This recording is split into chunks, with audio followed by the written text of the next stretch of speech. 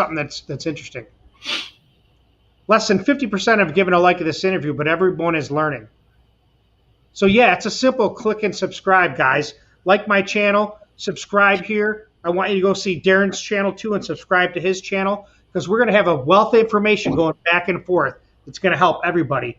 And you're going to get on. You've got a ticket to get on right now. So that's what I got to give you. The old sock heads for the cameras, 427. Let me see that. I love those old cameras. Some people are not into them. Oh yeah, there it is. Yep. Yep. I have lots of pictures of those. Lots and lots and lots of pictures. We when I was working for my dad, we had lots of camera engines that we did. Oh, yeah. And we actually put one, get this, in a Cobra kit car. I've seen it one other time. It was front heavy. He had to put huge springs in the front, and he couldn't. That thing pushed in the corner so bad. Oh, sure it would. It was completely undrivable. Here's what I want to do, because we're already at 3 hours now, and I want to talk about something that we had talked about earlier and kind of wrap it up, or we keep going. I don't know. We'll see if my wife texts me and says, "You better get in here."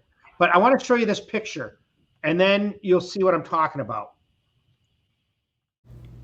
This is the Pro Stock cylinder head that Richard Maskin made for the Hornet X, small displacement AMC powered Pro Stocker that ran in the mid-8s. Check this out. That cylinder head, along with a sheet metal tunnel ram intake placed on a small displacement AMC motor, powered the Hornet X to compete with the big three, Chrysler, Ford, and Chevy, and they held their own.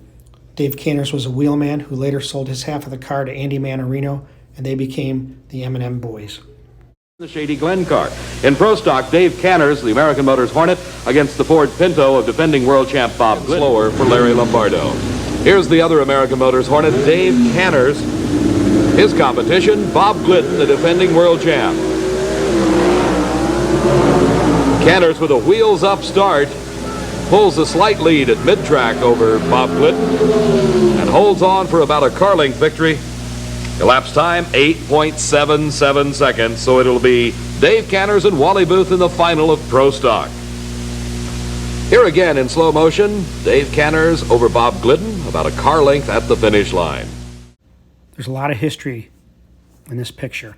This was given to me by Mike Keener from Team Checkmate Camaro. On the far left is Leonard Giannuzzi, who worked for Richard Maskin at Dart for many years. In the middle is Tommy Stile, who's a chief fabricator for Team Checkmate and other race cars. And at the end, on the right side with the arrow, is Andy Manarino, the wheelman. That picture was from about 1975. Richard Maskin and Andy Manarino joined forces in the M&M Boys and raced the Hornet X. Here's an early run with Manarino, the wheelman, before they changed the lettering. Joe Satmary from Hammond, Indiana, thinks the Pro Stock world must be all American Motors. In round number one, with a hole shot, he beat Wally Booth. Here he is facing Andy Manarino, driving the Hornet X. And a red light start for Joe Satmary. He tried it once again, the hole shot. That's leaving the line slightly before your competitor, but before the red light would come on. But to no avail, Andy Manarino driving around him to take the win, 8.70 seconds at 155 miles an hour. A point of interest, the losing time, 8:78, so he did have to try for the hole shot. We'll be back with more Summer Nationals action in just a moment. Here's a cool pic of the first Superflow dyno. That's Richard Maskin in the blue shirt and Andy Manarino sitting down, and the Manarino Boys next to Richard. You can see Richard laying on the trailer there and Andy sitting next to him. They continued racing this Pontiac Firebird as the M&M Boys. This is the U.S. Nationals. And it's up in the corner. I don't really know how to make it any bigger. But you can see the head I'm talking about. That's one of the heads that I want to say that Maskin had built. It's hard to see, but that head is one of those AMC the Pro Stock head that was cut and transected in half and raised up. And that head is the first head they made a sheet metal tunnel ram for, if I'm not mistaken. So I was talking to Darin about that because he was telling me some pretty interesting things about Dick Maskin and cylinder heads. And he might tell the story. But it's crazy how they cut that head and transected it to raise it up. There's a huge story behind those heads. Okay. Maskins and Cantor, and I forget the guy who actually did that. Forgive me. And I'm sure he'll make himself known. What they did was, back in the early days of Pro Stock, that was an AMC cylinder head. And if you've ever seen an AMC cylinder head, there's no way you're going to be able to wind that thing up at all because there's just no cross-sectional area. It's very, very small. So what they did was they took 3 cylinder heads. They sawed them laterally. Yep. Okay? And then they took the third head and sawed an inch out of the middle, or the second head, and then the third head they milled the top, and they put it all together and brazed the whole thing back together.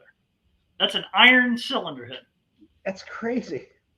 Now, what they did was they made the whole thing an inch taller, which gave them port volume. They moved everything around. They got valve area.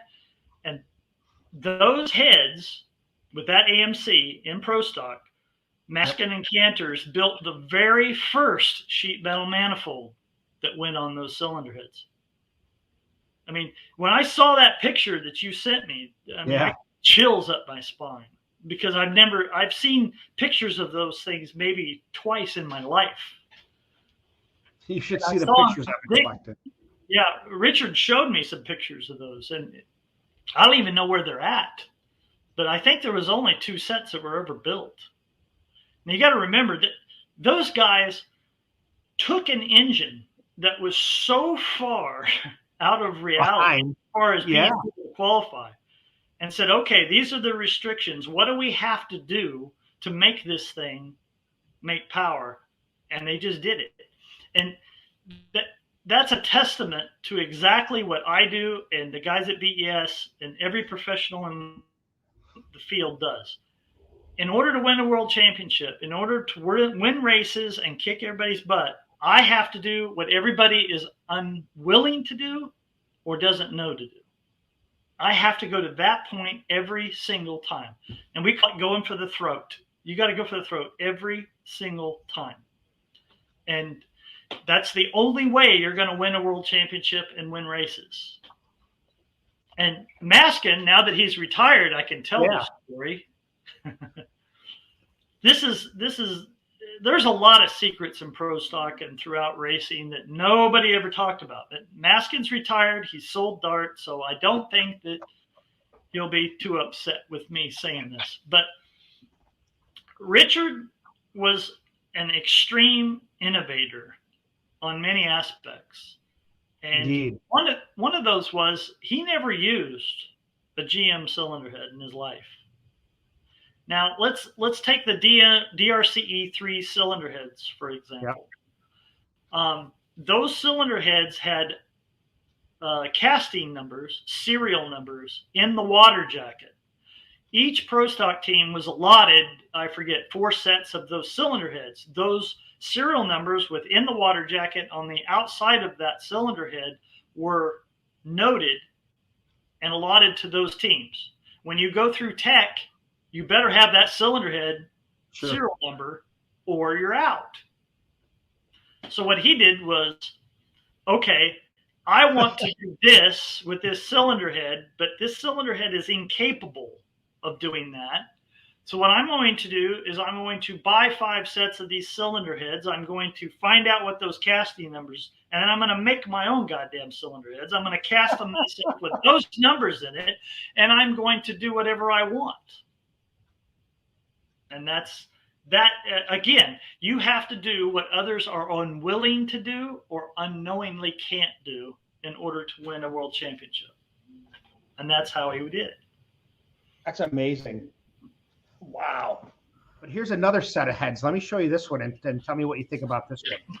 Let me find it now because it's kind of cool. Now, this is a set. I don't know if you can see that one. Those are Wally Booth's heads. Okay. They're hard to see. I'll make a better picture. We can skip that one because it's really hard to see. But I know his heads were done by a guy named Bob Schaefer, I think his name was. Yeah, I know him. So I hope you like that teaser of Wally Booth cylinder heads. Hopefully I can get him on for a live chat on DragBoss Garage, where you're always seeing and learning something new. Stay tuned. It's Bob Glidden in the win. The last pair in round number 2 of Pro Stock Eliminator, the low qualifier Wally Booth in the Hornet against Richie Zool from Lindenhurst, Long Island, New York in the Chevy Camaro, and Wally Booth takes the win, 8:84 to the 9:04 time for Richie Zool. In slow motion you can see it, the front wheels coming off the ground, the crew members reacting to a fine start by Zool, but it does him no good at all as Wally Booth drives around 8:84 to a losing 9.04.